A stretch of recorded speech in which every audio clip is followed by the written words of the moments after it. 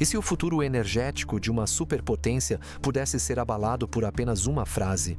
E se um único decreto, lido em voz firme diante das câmeras, fosse capaz de virar aliados contra si, alterar mapas de distribuição global e colocar em xeque décadas de liderança estratégica? Foi exatamente isso que aconteceu quando, no início de 2025, o presidente dos Estados Unidos, Donald Trump, em seu segundo mandato, anunciou com seu habitual tom desafiador uma tarifa de 10% sobre toda a energia importada do Canadá. A notícia explodiu como uma bomba. Não houve sirenes, não houve queda de bolsas naquele dia. Não houve manchetes em letras garrafais apontando para uma crise imediata. Mas havia um ruído constante, profundo, um som semelhante ao estalo de um iceberg se partindo sob a superfície. O anúncio parecia, à primeira vista, mais uma jogada protecionista de um presidente acostumado a provocar aliados e adversários. Trump prometia proteger empregos americanos, fortalecer a produção doméstica e enfrentar o que chamava de desequilíbrios históricos.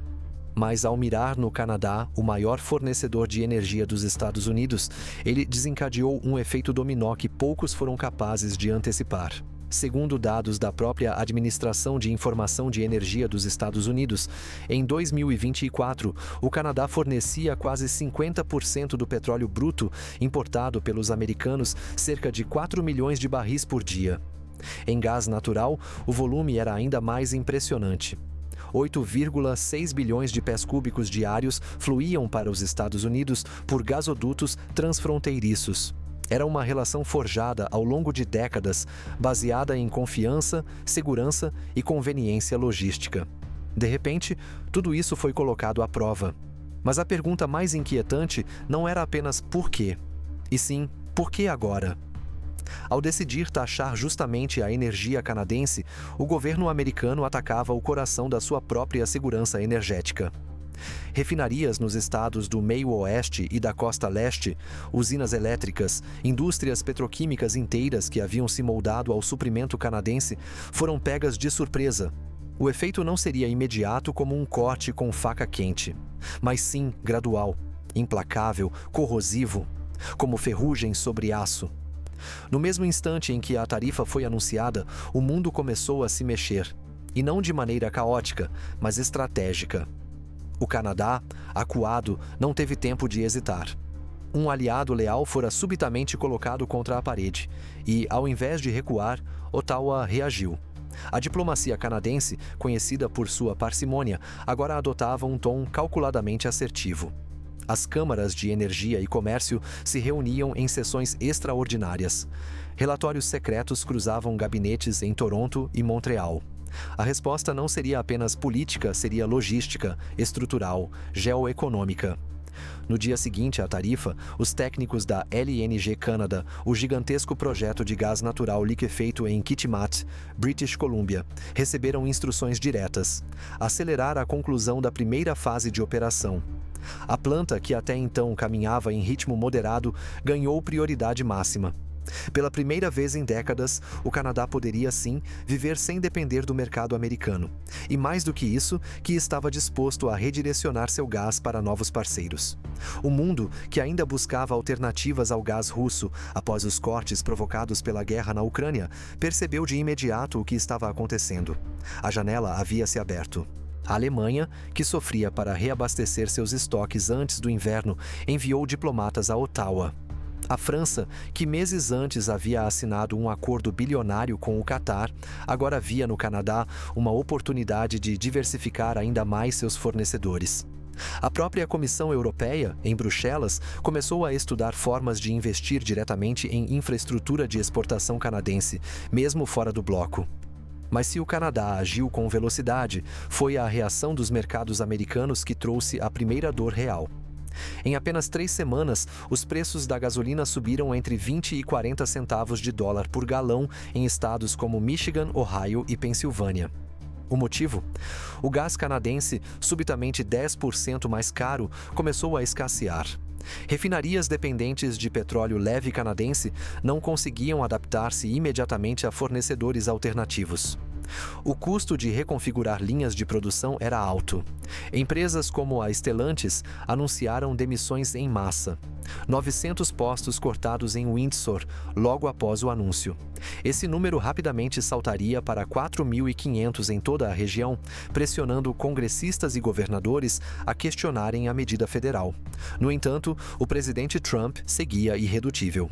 Em seus comícios, repetia que os americanos estavam reconquistando o controle de sua própria energia. Mas a realidade nas bombas de combustível e nas contas de luz contava outra história. E ainda assim, o ponto mais inquietante talvez nem estivesse nos dados econômicos, mas na quebra de confiança. O Canadá, que historicamente oferecia estabilidade e previsibilidade ao sistema energético dos Estados Unidos, agora se via traído. E essa fratura abriu espaço para novas alianças que antes pareciam improváveis. Afinal, se os Estados Unidos estavam dispostos a aplicar tarifas sobre seus maiores parceiros, quem estaria seguro? México? Japão? Alemanha? Essas perguntas começaram a ecoar em gabinetes de energia e comércio mundo afora. Ao mesmo tempo, outro ator começou a ganhar terreno: o Catar. Enquanto os olhos estavam voltados para o impasse Estados Unidos-Canadá, Doha agiu nos bastidores com precisão. Seus contratos com Total Energies, França, e Shell, Holanda, foram apenas o início. Agora, as mesmas portas que estavam se abrindo para o gás canadense na Europa começavam a escancarar-se para o gás qatari, dono dos menores custos de exportação do planeta. O resultado foi uma reconfiguração inesperada. O que antes era uma malha energética consolidada, Estados Unidos no papel de liderança, Canadá como fornecedor confiável e a Europa como importadora dependente, agora começava a aparecer um tabuleiro em transformação, onde cada movimento contava. Em poucas semanas, os gasodutos simbólicos que levavam energia a Nova York e Houston passaram a apontar para Roterdã, Hamburgo, Marsella. A Europa, antes refém da Rússia, agora dividia seus contratos entre Ottawa e Doha, enquanto os Estados Unidos viam sua hegemonia energética escorrer por entre os dedos. Imagine acordar em uma pequena cidade do interior de Ontário e descobrir que, da noite para o dia, a refinaria local fechou as portas. Os caminhões pararam, as caldeiras esfriaram, os empregos evaporaram como vapor sobre o asfalto gelado. Foi o que aconteceu com James Holloway, 42 anos, operador de válvulas há mais de uma década. Seu turno havia começado às 6 horas, como sempre. Mas às 9 horas, ele já estava em casa com uma carta de demissão nas mãos e um incômodo no lugar onde antes rugiam motores industriais. Disseram que o fornecimento de gás barato havia secado, que agora era mais viável importar da Noruega do que comprar de Alberta. Mas e nós? O que fazemos agora? Essa é a pergunta que milhares de trabalhadores passaram a se fazer em 2025, quando o Canadá, pressionado pela tarifa de 10% imposta pelos Estados Unidos, decidiu dar o passo mais ousado de sua história energética, romper a dependência com Washington. E não foi só um gesto simbólico, foi uma ruptura com décadas de integração econômica e política, uma mudança de paradigma. A resposta de Ottawa veio com força total não apenas para se defender, mas para se reinventar. A grande virada canadense começou na costa oeste, em Kitimat, uma cidade até então conhecida apenas por suas florestas, salmões e clima inóspito. Mas em 2025, Kitimat se transformou no coração de um novo jogo geopolítico. Ali, o LNG Canada, projeto de gás natural liquefeito de mais de 40 bilhões de dólares canadenses, ganhou vida. Por anos, esse gigante de aço, concreto e aço inoxidável vinha sendo construído. Mas com a tarifa americana, ele se tornou prioridade nacional. O governo acelerou licenças, liberou verbas, articulou parcerias internacionais. E em questão de semanas, o que era um canteiro de obras virou símbolo de soberania energética. Os primeiros navios começaram a sair. Navios imensos, com bandeiras de países europeus, ancoravam em águas do Pacífico esperando para carregar o novo ouro canadense. Gás liquefeito comprimido a menos 162 graus Celsius, pronto para cruzar oceanos. A cena era impactante. Guindastes girando como braços de aço, vapor subindo dos tanques criogênicos, operários celebrando o nascimento de uma nova era. O Canadá sabia que não bastava ter um porto. Era preciso construir toda uma nova espinha dorsal logística. Surgiu então o Coastal Gas Link, um gasoduto de 670 quilômetros, ligando os campos de gás de Montney, na Colômbia Britânica, ao terminal de Kitimat. Com ele, o Canadá finalmente pôde garantir algo inédito: vender diretamente para a Europa e Ásia, sem precisar passar por território americano. Os Estados Unidos começaram a sentir o vácuo. Gasodutos antes abarrotados agora operavam com capacidade reduzida. O gás barato que abastecia refinarias no Texas, usinas em Nova Jersey e caldeiras no cinturão da ferrugem passou a se tornar um luxo. Os preços começaram a subir discretamente no começo, depois com a força de uma avalanche. A gasolina subiu 40 centavos por galão em Michigan. Em Nova York, o aquecimento de inverno ficou 17% mais caro. Empresas como a Stellantis, que dependiam de energia barata para manter fábricas funcionando, começaram a fazer cortes. Primeiro foram os terceirizados, depois os efetivos. Em Windsor, 4.500 empregos desapareceram. E tudo isso por quê? Porque o Canadá finalmente decidiu olhar para outro lado. Enquanto isso, na Europa, os jornais estamparam manchetes como "O Canadá chega", "Nova energia do Atlântico" e "Aliança Gás Norte". Os contratos foram assinados. Alemanha, França, Holanda, Itália, todos agora queriam o que Ottawa tinha a oferecer. O presidente francês chegou a afirmar, em Bruxelas, o gás canadense chega não apenas limpo, mas com confiança democrática, diferente do que comprávamos no passado. Aquele tempo em que a Europa era refém de gás russo, onde um simples corte no Nord Stream podia deixar milhões no frio. Esse tempo estava acabando. E o novo capítulo tinha um protagonista inesperado: o Canadá. Mas essa ascensão meteórica não se deu sem conflitos. Dentro dos próprios Estados Unidos, começaram a surgir vozes críticas. Senadores republicanos tradicionalistas, como Lindsey Graham, alertaram que a tarifa contra o Canadá foi um erro estratégico brutal. Governadores de estados afetados por cortes energéticos começaram a exigir compensações federais. Manifestações em frente a refinarias exigiam gás estável, não orgulho político. E enquanto o caos ganhava corpo nos bastidores da política americana, o Canadá consolidava sua nova rota. Os investimentos estrangeiros começaram a chover. A Comissão Europeia anunciou um pacote de 10 bilhões de euros para expandir a capacidade de importação de LNG em portos do Mediterrâneo e do Báltico. Parte desse gás viria diretamente de Kitimat. O governo canadense, antes hesitante, agora negociava acordos de fornecimento por 20 anos, com cláusulas de flexibilidade inéditas que davam à Europa aquilo que ela mais queria: previsibilidade energética. Será que o Canadá precisava mesmo dos Estados Unidos esse tempo todo? Talvez não. Talvez o Canadá, como tantos outros países historicamente posicionados como apoio ou reserva das grandes potências, estivesse finalmente escrevendo sua própria história. Uma história de independência, de audácia, de reação inteligente a uma provocação impensada. Você realmente acha que sabe quem manda no mundo? Eu tô falando de segredos, decisões de guerra, influência global, tudo que ninguém tem coragem de mostrar. Se você pensa por conta própria, esse conteúdo é para você. Clique no link do comentário fixado e veja agora antes que tirem do ar. Você se lembra do dia em que parou de notar o que não fazia barulho?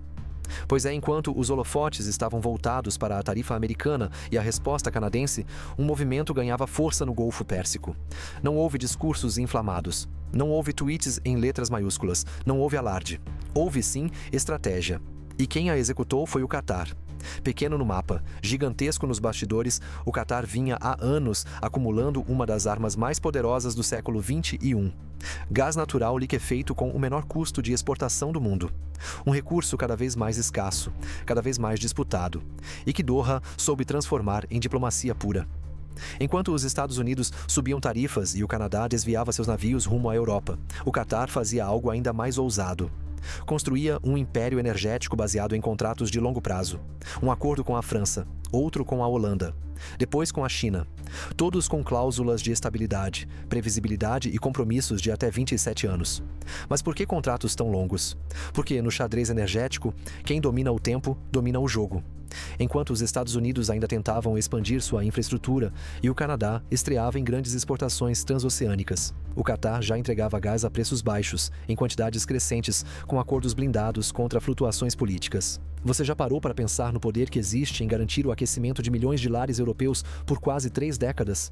É mais do que fornecimento. É lealdade comprada com moléculas congeladas a menos 162 graus Celsius. E essa lealdade cresceu rápido.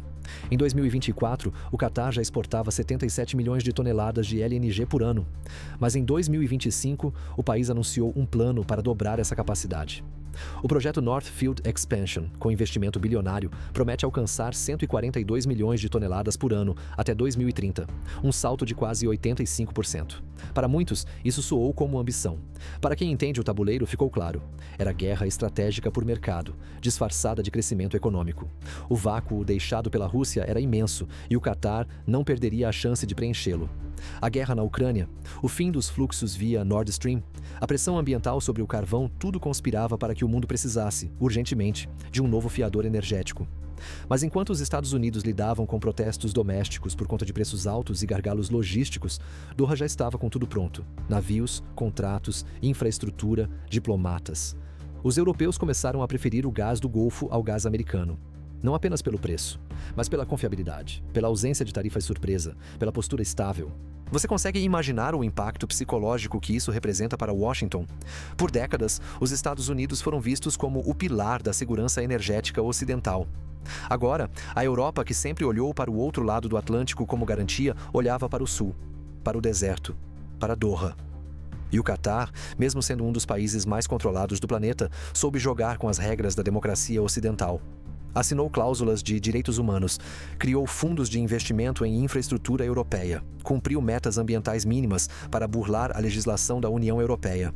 O acordo com a Total Energies garante 3,5 milhões de toneladas de LNG por ano à França, de 2026 até meados dos anos 2050. No papel, parece um simples contrato. Na prática, é segurança energética transgeracional. Poucos dias depois, veio o acordo com a Shell, para fornecer 2 milhões de toneladas por ano à Holanda. Também por 27 anos. Quem negocia por 27 anos sabe que está construindo muito mais do que contratos, está cimentando dependência. E a União Europeia, sedenta por estabilidade após anos de crises, topou o pacote completo. Mas será que o Catar é só isso? Um bom fornecedor? Um parceiro confiável? Não se engane. Doha está jogando xadrez com o mundo. E está vencendo. Afinal, em paralelo aos acordos, o Catar também ameaçou interromper entregas se as novas leis ambientais da União Europeia ultrapassarem os limites comerciais aceitáveis. Mesmo após assinar contratos, ainda deixou a espada pendurada sobre a cabeça de Bruxelas, com cláusulas de exceção e brechas jurídicas colocadas. Talvez os dois, porque ao contrário dos Estados Unidos, que ainda discutem como ampliar portos e terminais, o Catar já tem tudo pronto. E mais, enquanto os americanos enfrentam pressões internas por conta dos custos crescentes da energia, o Catar exporta estabilidade para fora e absorve estabilidade para dentro. Mesmo com toda essa estrutura, mesmo com os contratos assinados, o Catar ainda enfrenta um inimigo: as novas regras de sustentabilidade da Europa. A Diretiva de Devida Diligência da União Europeia, que obriga empresas a demonstrar respeito aos direitos humanos e ao meio ambiente, entra em vigor em 2027. O Catar já articula nos bastidores exceções, flexibilizações, até ameaças veladas de reavaliar contratos se as penalidades forem muito duras. O Catar fornece o que o mundo precisa, mas nunca de graça. Sempre com uma contrapartida, sempre com um ponto de tensão embutido. Enquanto isso, os Estados Unidos correm, atrasados. Em março de 2025, na conferência CERAWeek, executivos alertaram que a capacidade de exportação americana já não acompanha a demanda externa. Há 2 novos terminais de LNG sendo construídos, mas só ficarão prontos entre 2026 e 2027. Ou seja, no curto prazo, a Europa não pode esperar por Washington. Vai esperar por quem, então? Doha. Enquanto o mundo inteiro discute transição energética, o Catar segue lucrando com o gás fóssil como se fosse a commodity do futuro, e não do passado. Com contratos de 27 anos, com expansão até 2030, com presença crescente no Sudeste Asiático, no Mediterrâneo, na África Oriental.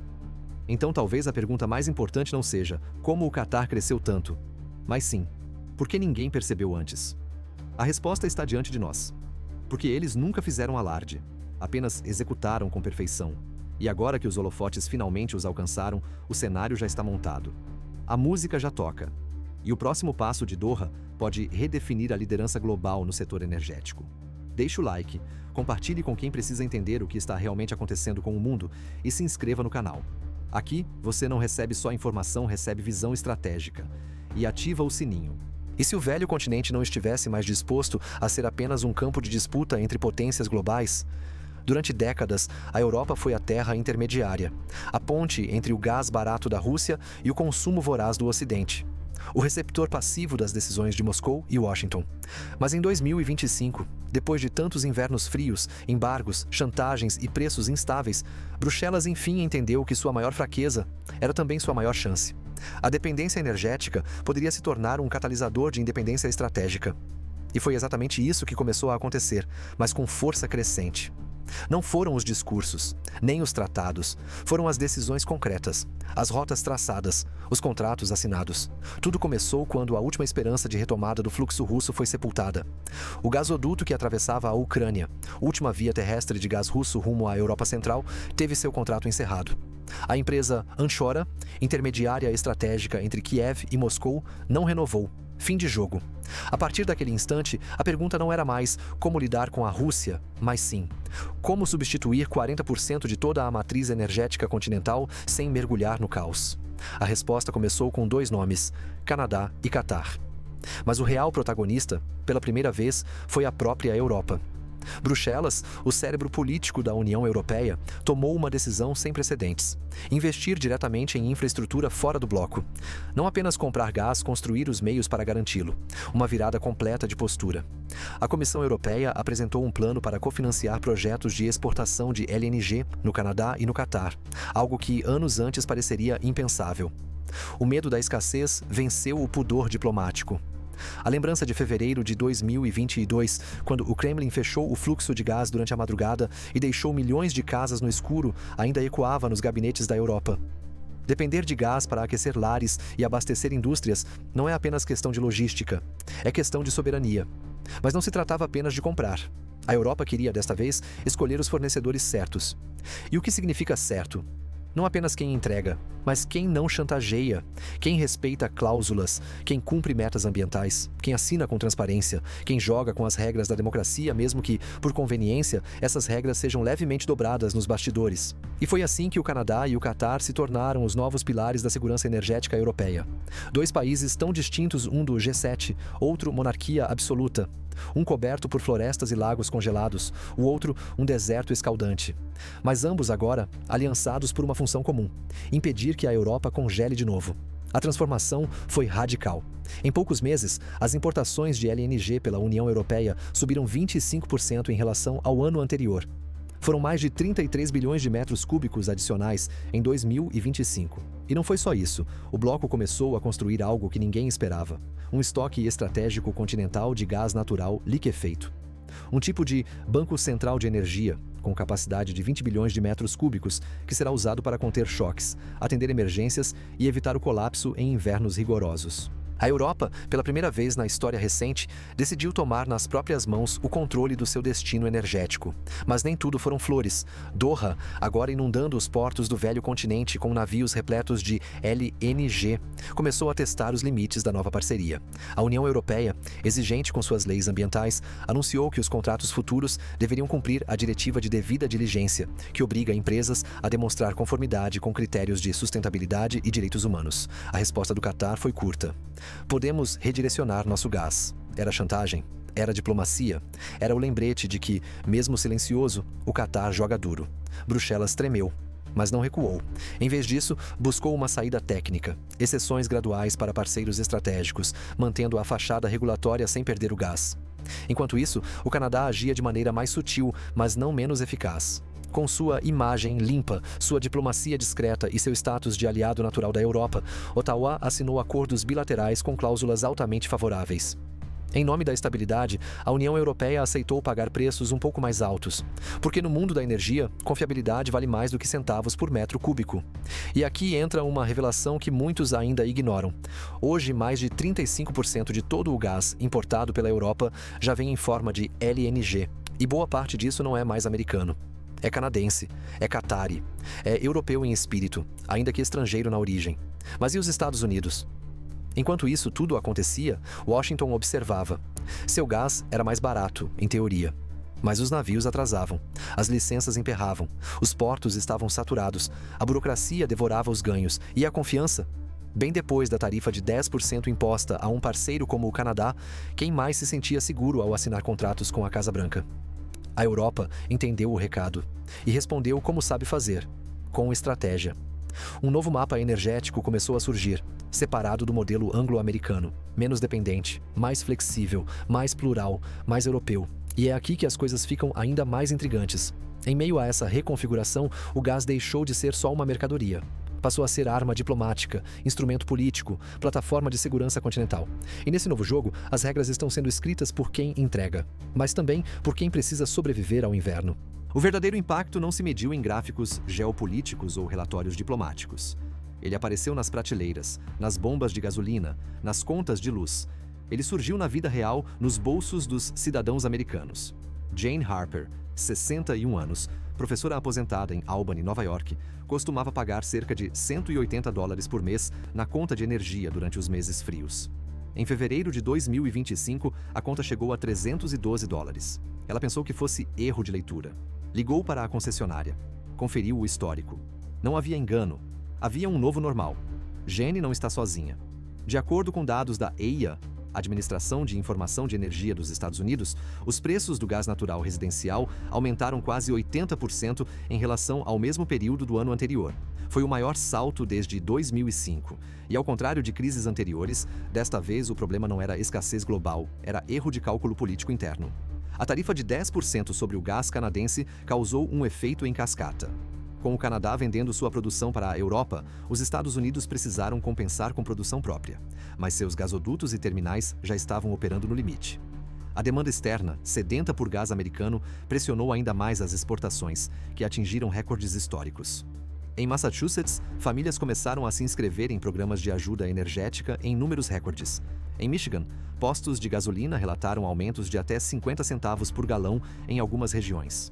Na Flórida, a rede de hotéis Heritage suspendeu reservas por 3 semanas em março, devido ao aumento nos custos de climatização, inviável manter a margem com as tarifas atuais, declarou o gerente. A Stellantis não apenas fechou a unidade de Windsor, como anunciou que iria transferir parte da produção para o México, onde os custos de energia estavam mais previsíveis. Refinarias na Louisiana relataram redução de turnos. A BASF, gigante da indústria química, alertou para a suspensão de investimentos em fábricas no Texas por falta de estabilidade energética. Empresas pequenas, como a Steel Tech, em Kentucky, demitiram funcionários. Não dá para fundir metal se o gás triplica de preço, disse o dono em entrevista à Bloomberg. E isso tudo antes do próximo inverno. Enquanto isso, no Congresso, o embate se intensificava. Democratas acusavam o governo Trump de sabotar a estabilidade econômica interna. Republicanos tradicionais pressionavam por revisão imediata da tarifa. Mas Trump, em campanha constante, dobrava a aposta. Sem tarifas, não há empregos. Sem empregos, não há América. Palavras fortes. Os Estados Unidos têm gás, têm capacidade produtiva, mas não têm estrutura suficiente para exportar sem prejudicar o próprio mercado interno. E nesse cenário, o verdadeiro dilema se impõe com força. Proteger o consumidor doméstico ou manter a liderança global nas exportações? Até agora, Washington tem falhado em fazer as duas coisas. E o mais cruel é que enquanto os americanos sofrem com as contas, o gás canadense e qatari segue abastecendo a Europa com regularidade. Com contratos assinados por 20, 25 até 27 anos. Com cláusulas estáveis, com previsibilidade. A tarifa que deveria proteger os Estados Unidos está enfraquecendo sua influência externa e penalizando sua população interna. O mais alarmante é que isso ainda não é o fundo do poço. A falta de investimentos em infraestrutura de exportação nos últimos anos está cobrando um preço alto. Projetos como Plaquemines, LNG e Corpus Christi Stage 3 ainda estão a pelo menos 18 meses de distância da conclusão. Enquanto isso, os navios se acumulam nos portos, esperando o carregamento.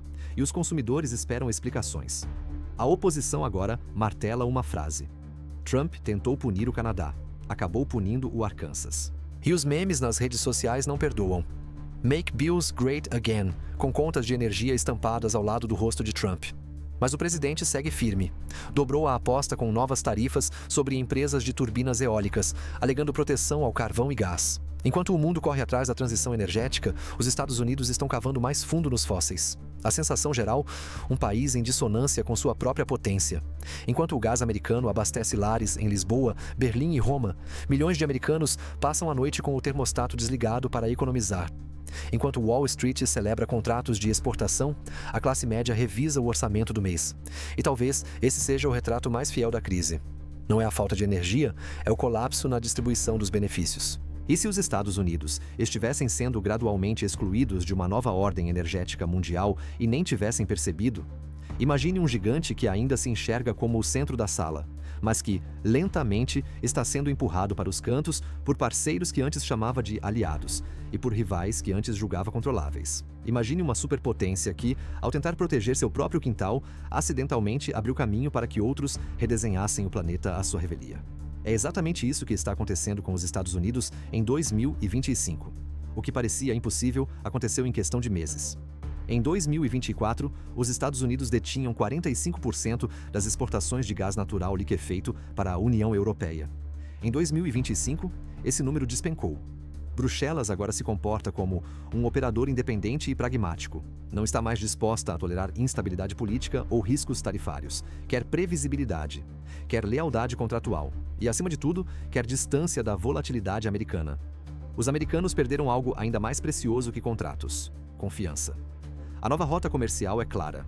Gás canadense saindo de Kitimat, na costa oeste, atravessando o Pacífico e dobrando o Cabo da Boa Esperança rumo aos portos europeus. Gás Qatari partindo de Ras Laffan, no Golfo Pérsico, abastecendo terminais na Bélgica, Itália, Alemanha e França. Enquanto isso, as consequências internas se acumulam.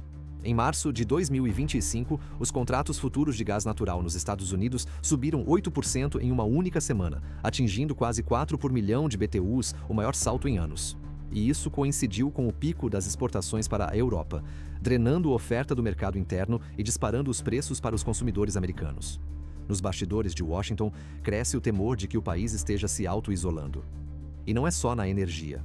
Diplomatas europeus têm evitado reuniões conjuntas com representantes da administração Trump.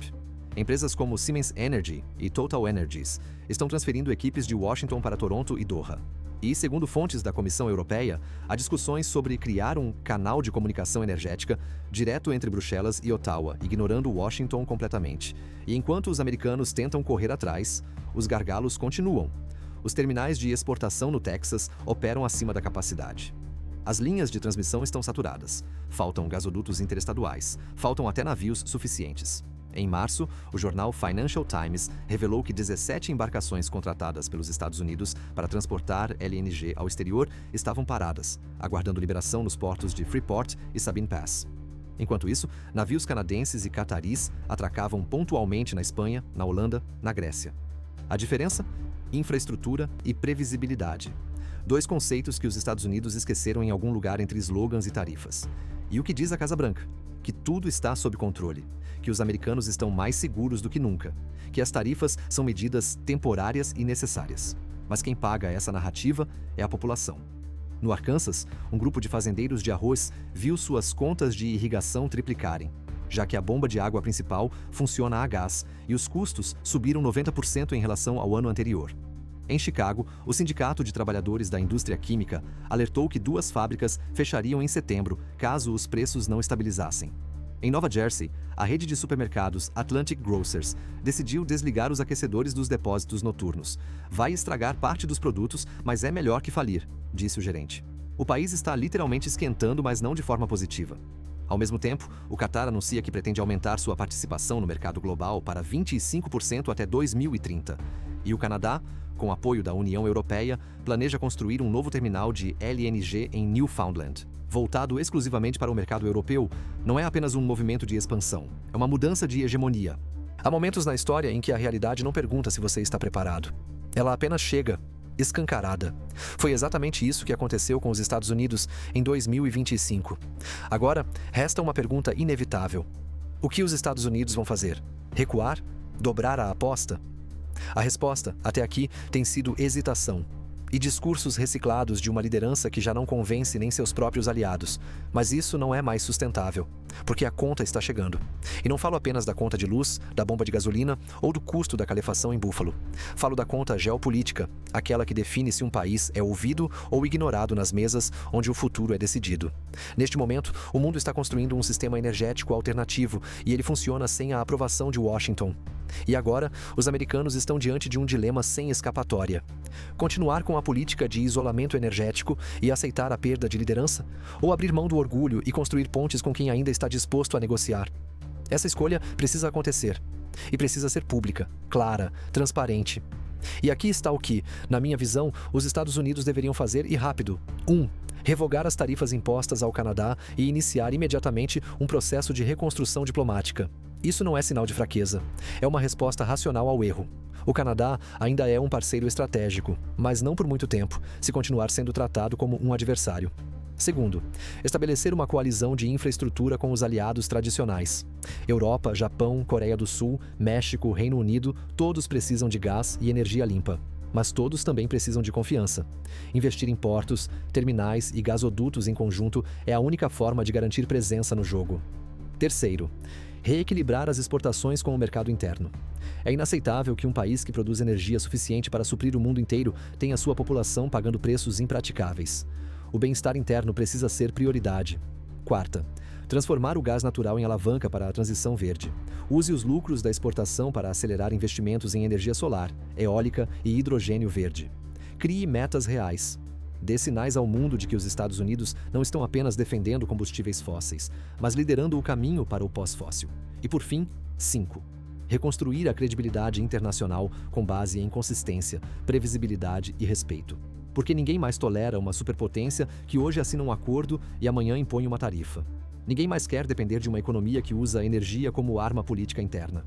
Os Estados Unidos precisam lembrar que neste novo mundo, liderança não se impõe, se conquista. E conquista-se com confiabilidade, com visão de longo prazo, com equilíbrio entre interesses domésticos e compromissos globais. Todos os pontos levantados ao longo desses acontecimentos convergem para um mesmo lugar. Os Estados Unidos estão diante do fim de um ciclo. O ciclo do domínio absoluto. O ciclo da chantagem disfarçada de estratégia. O ciclo da arrogância disfarçada de patriotismo. Esse ciclo está acabando. Não com guerra, não com explosões, mas com contratos assinados longe das câmeras, com embarcações mudando de rota e com decisões tomadas sem Washington na sala. Se os Estados Unidos não fizerem um ajuste de rota, agora correm o risco de serem lembrados no futuro como a potência que tinha tudo e desperdiçou. Mas tudo ainda pode mudar. A América ainda tem infraestrutura, capital, tecnologia e reputação se agir rápido, se reconectar com os aliados e se abandonar o jogo de tarifas e bravatas em nome de uma liderança madura, colaborativa e eficaz. O mundo precisa dos Estados Unidos, mas precisa de um Estados Unidos que compreenda o novo tempo. Um tempo que não perdoa atraso, que não aceita improviso, que exige propósito, visão e humildade. Se esse conteúdo te fez refletir, se te ajudou a conectar os pontos, deixe seu like agora. Isso nos ajuda a continuar produzindo análises profundas, sem atalhos. Compartilhe este vídeo com quem precisa entender que energia não é só combustível, é geopolítica, é poder, é sobrevivência. E se inscreva no canal. Aqui, você não apenas assiste, você entende. Você não apenas escuta, você participa da conversa global. Não se esqueça de ativar o sininho. Muito obrigado por acompanhar essa jornada até aqui. Até o próximo vídeo. Agora que esse documentário chegou ao fim, isso é para você. Segura aí, só um segundo. Você deve conferir o que preparamos em primeira mão para você. Eu tô falando de decisões escondidas, guerras silenciosas, acordos que moldam o planeta e que ninguém ousa revelar. Eu reuni tudo numa coleção de e-books intensos. Biografias proibidas, histórias que não passam nem perto das plataformas comuns. Bastidores reais, leitura crua, sem cortes. Se você questiona, se você não segue a manada, esse material foi feito para você. Corre no link do comentário fixado. Vê agora, antes que sumam com isso do mapa. Porque sim, isso mexe com gente poderosa.